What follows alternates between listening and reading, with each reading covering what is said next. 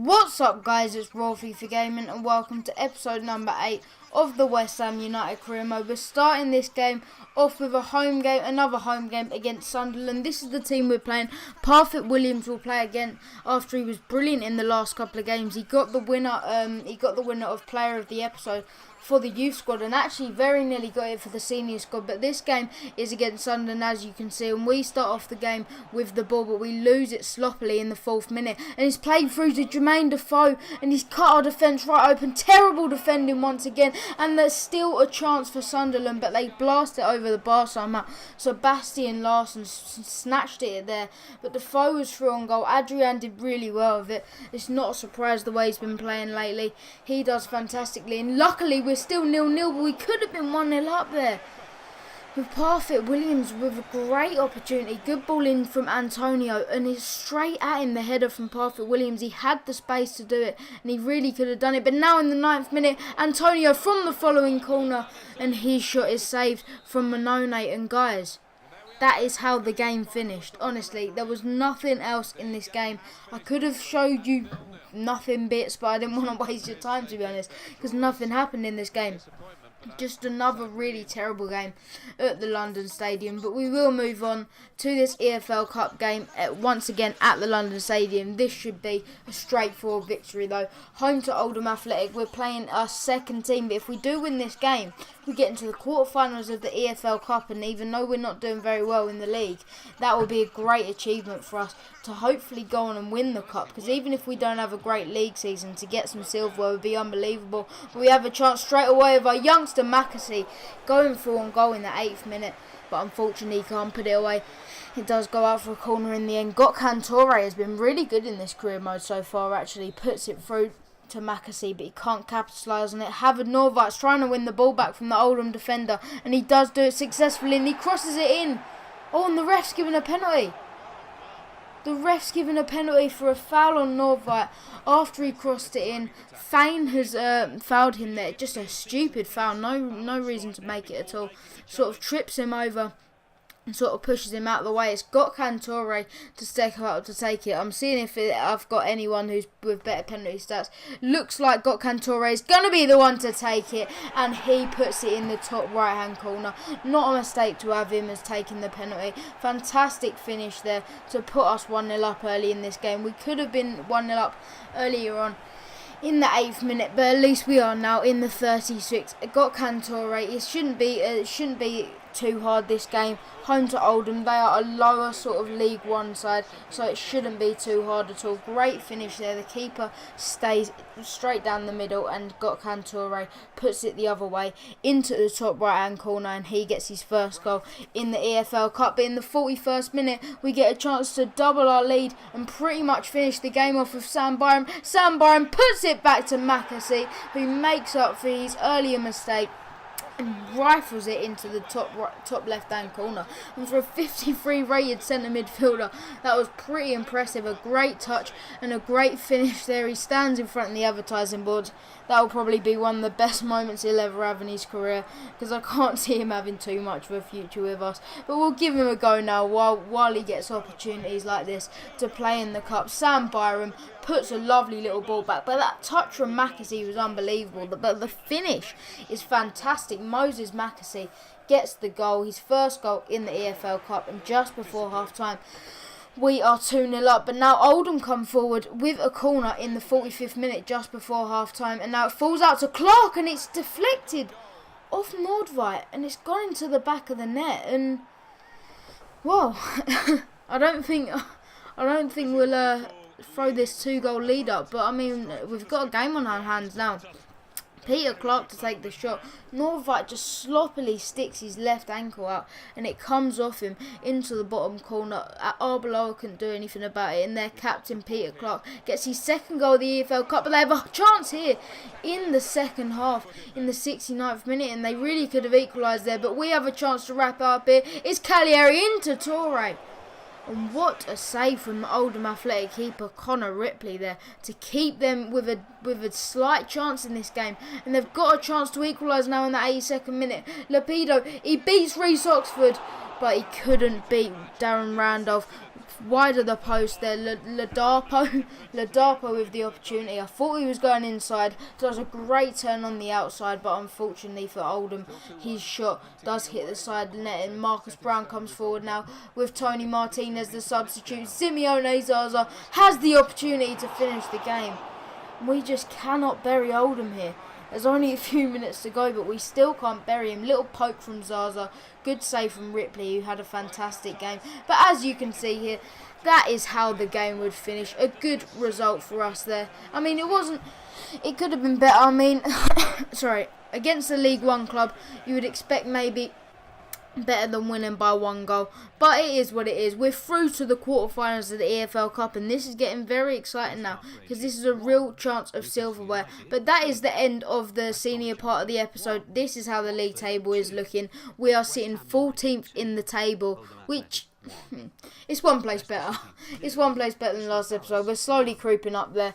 9 points behind Europa and 10 points behind Champions League. We're gonna need to improve on that. And just before we go to the youth part, I just want to say I did find out who we got in the quarterfinals of the EFL Cup, and it'll be an away trip to Newcastle. Now, just because they're in the Championship doesn't mean it's going to be an easy game at all. It's probably the hardest team we could have possibly got from the Championship. Still sort of a lucky draw, but it's still definitely going to be a challenge. But let's get into the youth squad episode, and hopefully they can do.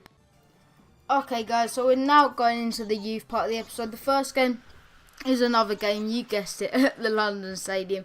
This time at home to Middlesbrough in the Bundesliga 2. This is the team we're playing. Torre comes in for the injured Declan Rice in this game, and we've sort of shuffled things around a little bit.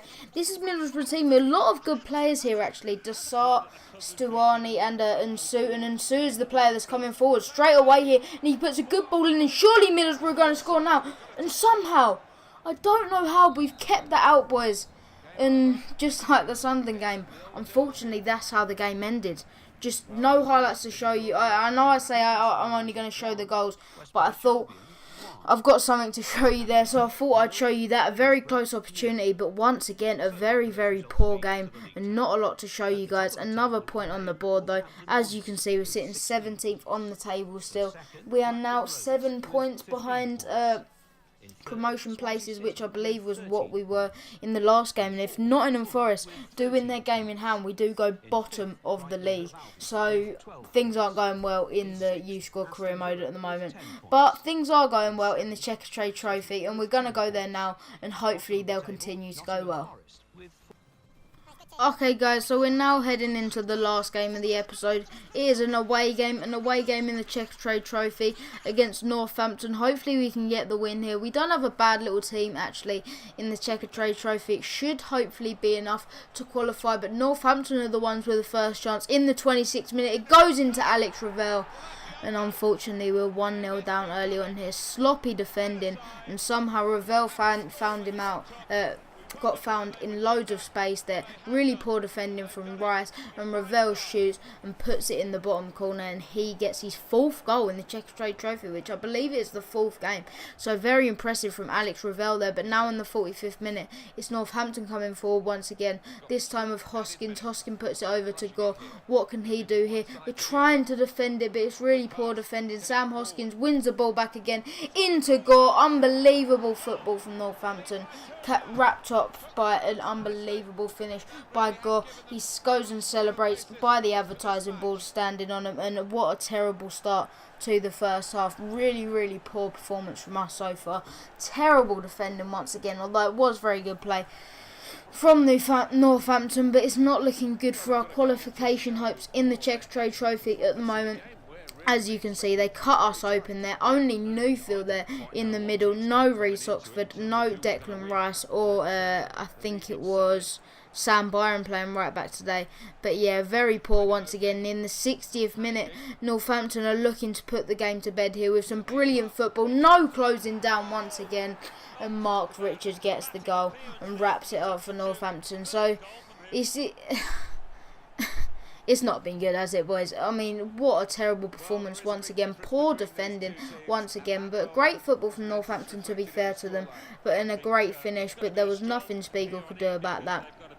But the other goals, there certainly was something that our defence could do about it. Very, very poor performance once again. But now in the 66th minute, Fletcher does win the ball. And we do actually get a goal back here to get it back to 3-1. Surely it would be no more than the consolation goal. But a nice finish from Fletcher there on his weaker left foot. And it gets us back into the game at least. And now a few minutes later, Tony Martinez comes forward with a ball here. What can he do? He cuts it onto his left. Into Reece Oxford. Back to Tony Martinez. And Tony Martinez goes in on goal and smashes it into the top left corner. And with 20 minutes to go, we have got a slight chance of getting back into this. After just 4 or 5 minutes ago, we were completely out of this game, dead and buried, 3-0 down.